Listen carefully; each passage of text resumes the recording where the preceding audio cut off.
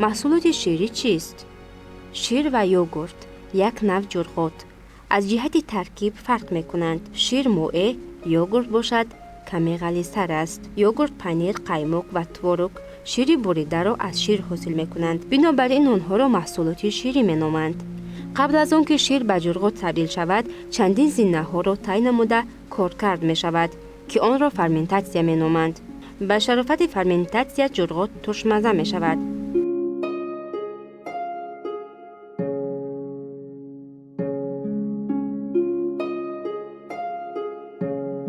نان از چی حاصل می شود؟ نان یکی از محصولات خوراکواری است که در تمام دوره‌های ترقیاتی جامعه و تمدن‌های گوناگون وجود دارد. آن را از آرد جواری مکه، گندم، جو و غیره تیار می‌کنند. برای تیار کردن نان اول آرد را به آب آمیخته می‌کنند و به آن نمک آمیخته، اینچنین برای رسیدن خمیر به آن خمیر ترش همراه می‌کنند. بعد تیار شدن خمیر آن را در نوع‌های گوناگون می‌پزند. وابسته به صفت آرد رنگ نان سفید و نسبتاً خیراتاب می شود.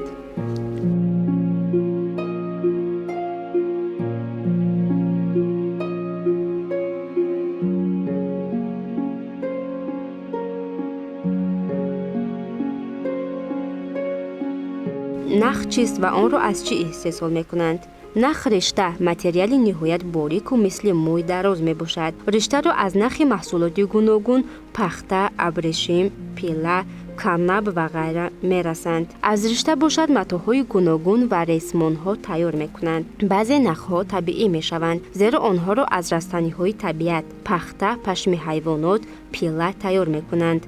نوع‌های دیگری نخ صنعی یعنی از متریال های غیر طبیعی از پلاستیک تیار می کنند.